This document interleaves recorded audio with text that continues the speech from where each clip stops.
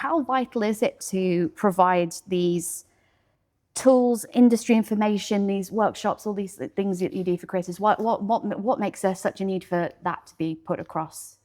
Well, I mean, more than ever, I think it's really important that young creatives have spaces when spaces are being gradually demolished, taken over, evaporating, funding cuts and all the systemic barriers that many of the young people that we work with face on a daily basis. So, the work that I do ranges from running workshops, designing education programs, going into youth centres, colleges, universities, but then also overseas. And I think one thing that's become really apparent to me, actually, as I've been thinking about the Youth Music Awards and the people that I've worked with over the last kind of 20 years or so, I've been quite fortunate to work with people in Sudan, for example, and Ukraine, and places where being able to create art, create music for creativity's sake, or even just to have a voice, is so precious and in some cases not even permissible.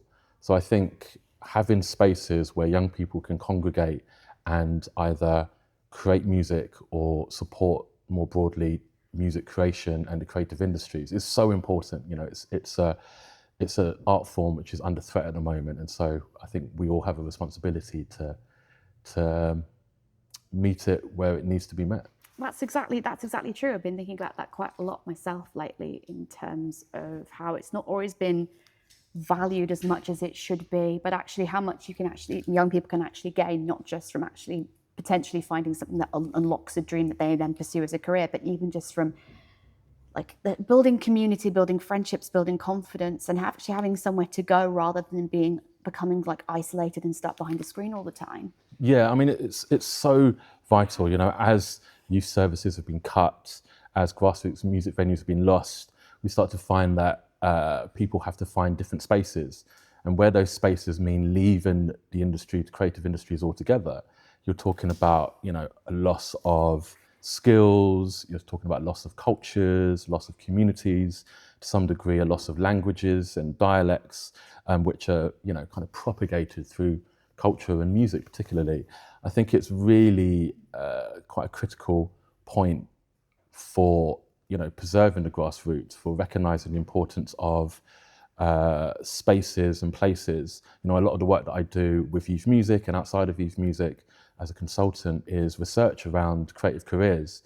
And what we've found is, a lot of things, but ultimately that the way that young creatives are moving through their careers in the creative industries is fundamentally different now. And so I think, there's challenges around kind of systemic and kind of legacy structures which just kind of reinforce barriers to young people. But then I think there's also something about being able to recognise kind of gatekeeping and where funding goes and how it's disseminated, which youth music do so incredibly well, thoughtfully and kind of intentionally.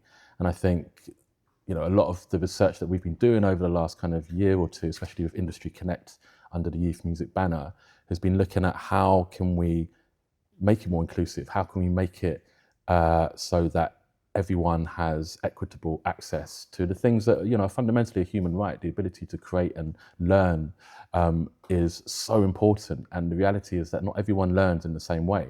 Formal education is not set up for the majority of people in many ways. If you are, marginalized, if you have language barriers, if you are not recognized, be it through gender, through other forms of identity, ethnicity, immigration.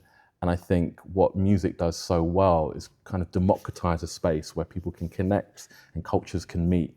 And you don't really get that anymore. As we kind of atomize life and social media and breaking down communities into silos, I think it's so important that you have these kind of spaces that youth music and all the partners create, which create a middle ground for people to just be.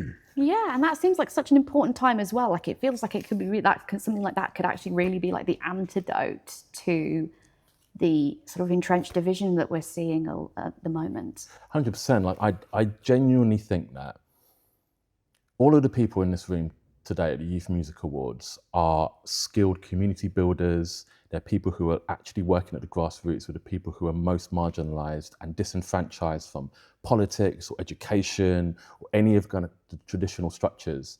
And I think that without spaces where we can actually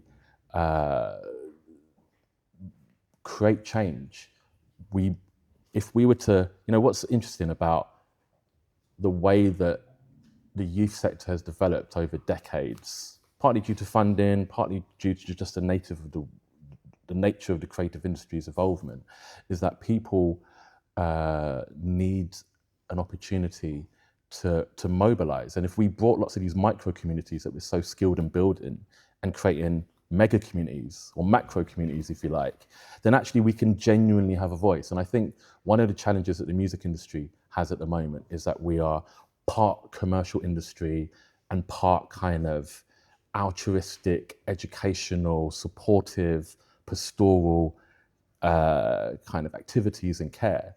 And in some ways, these two are kind of diametrically opposed. And really, and we see signs of it where, music industry invests in the youth sector, or the youth sector kind of merges into kind of the commercial mainstream industry. But actually, if everyone was speaking on the same page, imagine what we could do to change policy, to give a voice to the voiceless. And we see it to a degree. And I think what's really interesting at the moment is that we are moving through this kind of generational shift, right?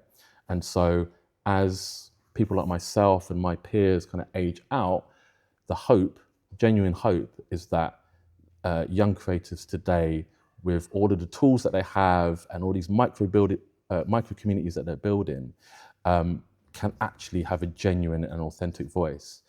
I think there's something really interesting when you compare music, for example, with the film industry, and think about how fundamental the grassroots and young people are to the music industry, and how different that is to other, disciplines in the creative industries.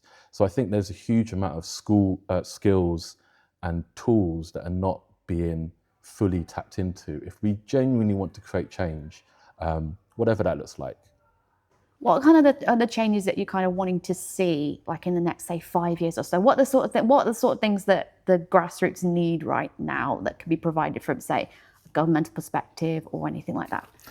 I think space, resources, essentially, money, space, and tools. So with money, talking about funding, obviously, but we have to meet young creators where they are at the moment, because the world, society is so up against so many of us. A lot of people are congregating in collectives, much as they did in the kind of like late 80s, early 90s with the rise of acid house and rave culture and so on. People had to come together because they weren't given spaces elsewhere. So I think funding, like micro-funding for collectives, microfinance for collectives is really important. I think spaces are there to just be used. Like we live in a country where so many properties on the high street, office buildings are lying vacant, and you have, a whole generation of people who literally could do something significant if they just had space, but those spaces are gate-kept. So I think there's something around meanwhile spaces and how they're adapted to serve the community and young people more broadly. And then there's tools as well. So as an example, I set up an initiative called the Beat Bank, which is recognizing that if young people, young vocalists, rappers, singers particularly, want to make music, if, for example, they don't have money, if, for example, they don't have access to equipment or formal education or spaces or people who they know who can help make them music, they're ripping beats off YouTube, they're ripping beats off SoundCloud, and which ultimately means they can't release that music. So it's kind of like this self-reinforcing challenge where if you don't have money, you can't break into any spaces because everything needs money right now. So I think, in practical solutions, the program that I'm working on, Industry Connect with Youth Music, is kind of flying the flag for that.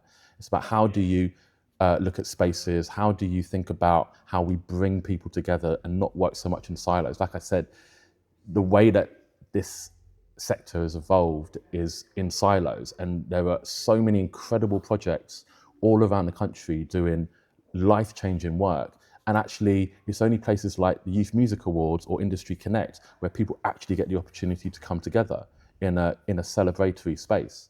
So yeah, the more that we can mobilize all of these little micro communities and all these skilled community leaders, then I think we will be better off for it. When it comes to the sort of the fans outside of this who might be hearing about this now, like they hear about other like the grassroots things like grassroots venues and they want to help, like how can the fans help? What can we do? I think, you know, any ecosystem has a number of key kind of pillars to it, and the audience is key. We spend so much time thinking about the organizations, we think so much time thinking about the artists. To a lesser degree, we think so much about the people backstage and off stage who are actually making everything run. I think the thing that audiences can do is to put your money where your mouth is.